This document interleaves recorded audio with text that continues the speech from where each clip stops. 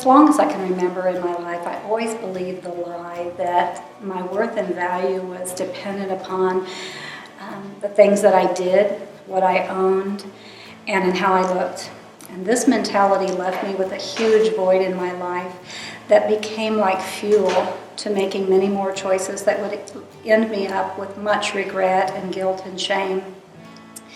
I was very depressed at that period of time, and yet still looking for something that would satisfy my emptiness. A couple of girls asked me to church, and this is where I came and heard the good news. I accepted Christ into my heart and received his cleansing and forgiveness. In my great appreciation for all that he had done for me, I began to pour my life into good works, particularly works at church. And I did this for about 5 years of my Christian life. During a very hard time or a troubled time in my life, I became very overwhelmed with the many responsibilities that I had gotten myself into. And I had a day where I began to yell at God, even with pointed finger, in anger and frustration. And during my tirade, I felt him say to my heart, I never asked you to do any of those things. And as I pondered what I felt like he'd said in my heart, I knew that it was true. I knew that I had not ever asked, I'd not prayed and asked him what I should do. I had always picked and chosen what I wanted to do and then asked him to bless it. There was a great revelation in my heart that of the grievousness that prayerlessness was to God.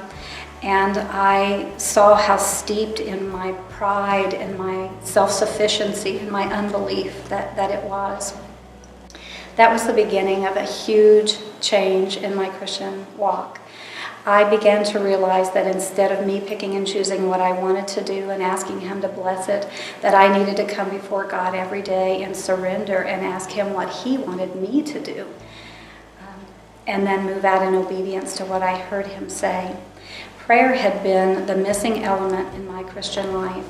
It wasn't that I wasn't praying. I prayed every day. I gave God my grocery list of what I wanted him to do.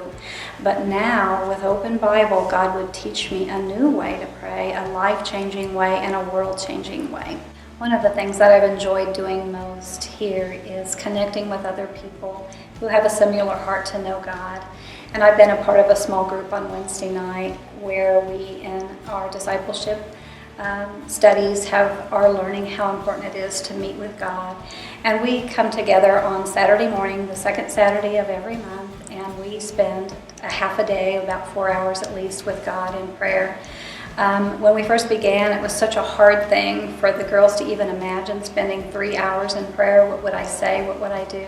Now they have come to love it so much that they really would rather have a lot more time than the 3 hours.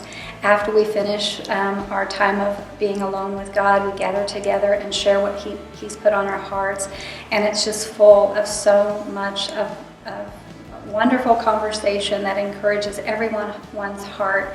It helps us to share our struggles as well as the way that God is encouraging us.